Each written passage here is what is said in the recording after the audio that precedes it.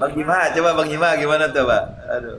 Ini tadi tuh bahas masalah doa kan gitu. Nah itu gimana sih definisi ijabah, kobul itu seperti apa sih biar biar orang ini nggak ngeluh. Wah ini belum Iya. diijabah nih, belum dikabulkan ini. Apa Ya, namanya? siap Seolah-olah siap. Allah itu nggak pernah pilih-pilih itu loh, Adil, pilih-pilih salah adil orang ya. untuk diterima doanya kayaknya gitu loh. Padahal kan enggak gitu loh. Ya, baik. Begini, terlepas sekarang daripada persyaratan di situ ada beberapa ulama mengatakan bahwa agar doa itu dijabah ada beberapa persyaratan. Di antaranya yang dimakan harus makanan halal kan seperti itu. Terlepas dari itu, Allah Subhanahu wa taala sudah berfirman di dalam Al-Qur'an, "Ud'uni astajib lakum." Berdoalah kalian kepadaku, maka aku akan mengijabahnya kan kira-kira seperti itu. Dan itu sudah janji Allah. Allah itu la yukhliful mi'ad, tidak akan mengkhilafi janji, akan menepati. Jadi Allah pasti menepati.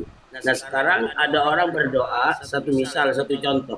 Ini ada orang minta kepada Allah, memohon kepada Allah agar naik haji, tapi tidak pernah naik-naik. Nah, ini di mana? Nah, itu sebenarnya kata Nabi, Allah Subhanahu wa taala di dalam mengijabah doa seorang hambanya itu ada tiga hal.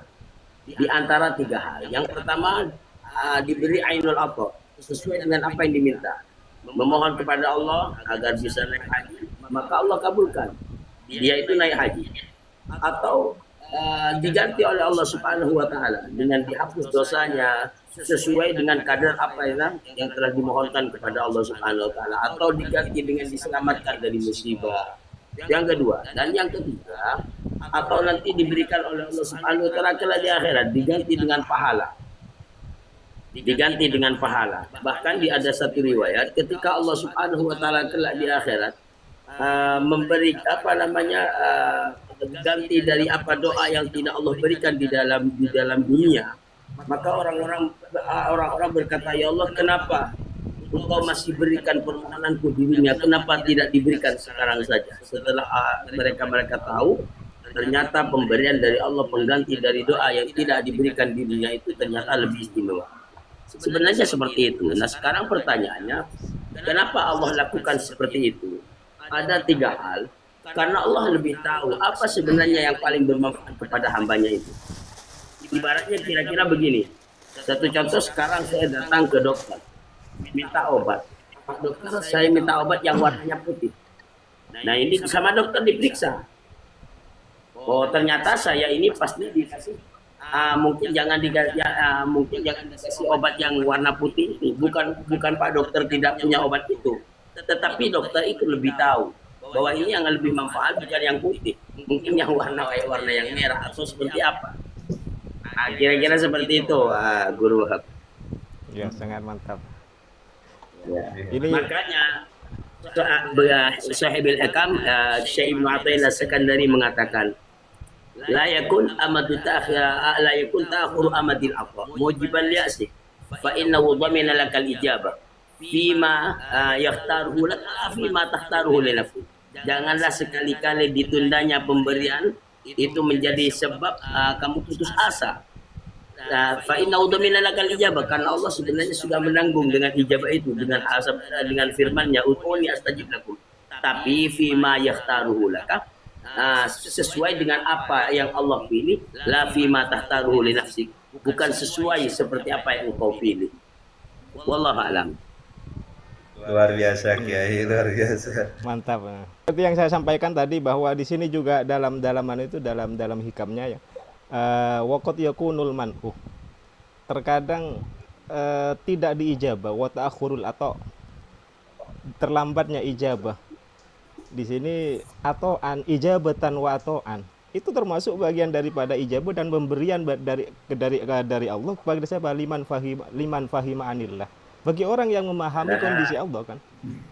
Ya. Oleh dengan demikian, fala yu'asil abadu min fadlillah. Oleh demikian maka janganlah berputus asa dari fadl Allah. Jadi ya, apa yang seperti yang disampaikan oleh Kiai Abdul Fattah tadi bahwa ijabah itu tidak harus sesuai dengan permintaan. Jadi sesuai dengan kehendak Allah, mana yang terbaik menurut Allah, bukan menurut kita.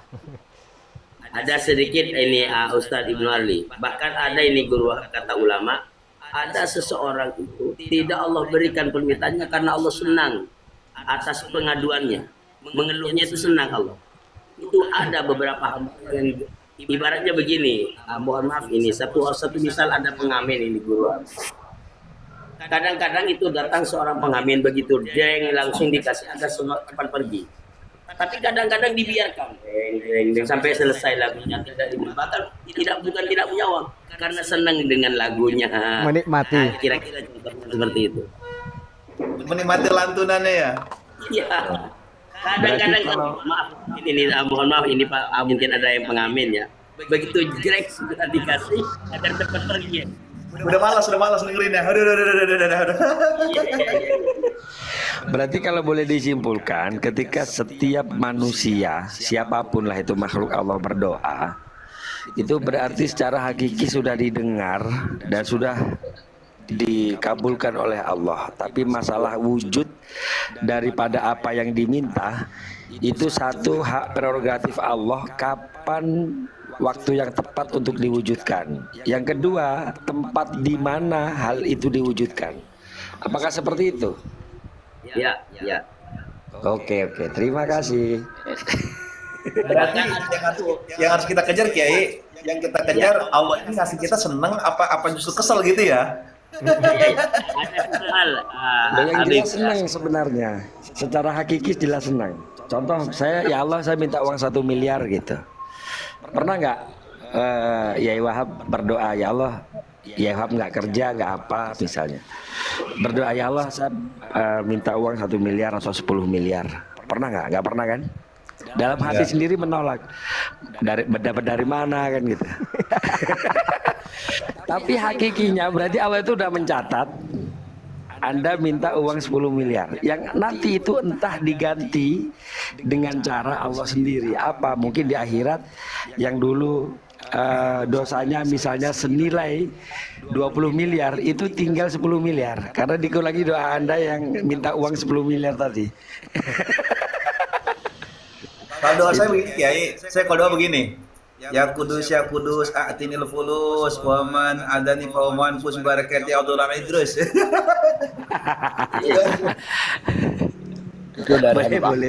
Boleh itu. Itu doa yang saya panjatkan karena kalau bicara nominal saya itu bingung berapa, tapi dengan sebut minta kita ya Kudus a'tinil fulus, Allah yang tahulah kebutuhan saya lah dengan barokah Abdul Rahman Idrus dah pokoknya. Artinya begini ya. Ketika orang muslim ini mengangkat tangannya memohon kepada Allah, itu tidak akan kembali dengan tangan hampa, pasti dikasih. Paling tidak di situ dapat pahala karena telah mengikuti perintah Allah agar berdoa kepadanya. Nah, saya sepakat. Berdoalah kamu kepada, kan seperti itu. Maka ketika orang itu berdoa, makanya telah menjalankan perintah Allah, di mana Allah menyuruh kita untuk berdoa kepadanya. Iya, karena doa sendiri kan dibagi doa bil lisan, bil i'tiqad, sama bil af'al. Jadi ketika kita ngaji itu sudah termasuk berdoa ingin pintar gitu. Ketika kita sudah bekerja itu doa ingin dapat uang. Nggak usah lisannya, nggak perlu ngomong. Tetapi ada lagi jenis-jenis doa itu seperti ini, ulama membaginya. Jadi doa itu bagi ulama itu adalah sebuah bentuk pengabdian melakukan perintah, itu yang pertama. Yang kedua, dia hanya sekedar komunikasi saja dengan Allah gitu. Kalau ditanya minta apa nggak tahu gitu. Pokoknya komunikasi gitu. Levelnya ada level ke sana ya, ada level luar biasa itu kayaknya ya. Salah satu guru saya itu ketika berdoa tanya kan. Termasuk Yai Husain Ilyas itu saya pernah Mojokerto itu. Yai, emang itu misalnya dikabulkan, Yai mau? Ya terserah Allah lah, pokoknya saya nggak minta itu katanya. Lah doa kok nggak minta? Ya pokoknya saya ngomong. Begini Habib, lakuin Habib. Sebelumnya saya mau izin turun dulu. Ya. Terima kasih. Terima kasih semuanya, mohon maaf. Assalamualaikum. Waalaikumsalam. Nah, begini Habib.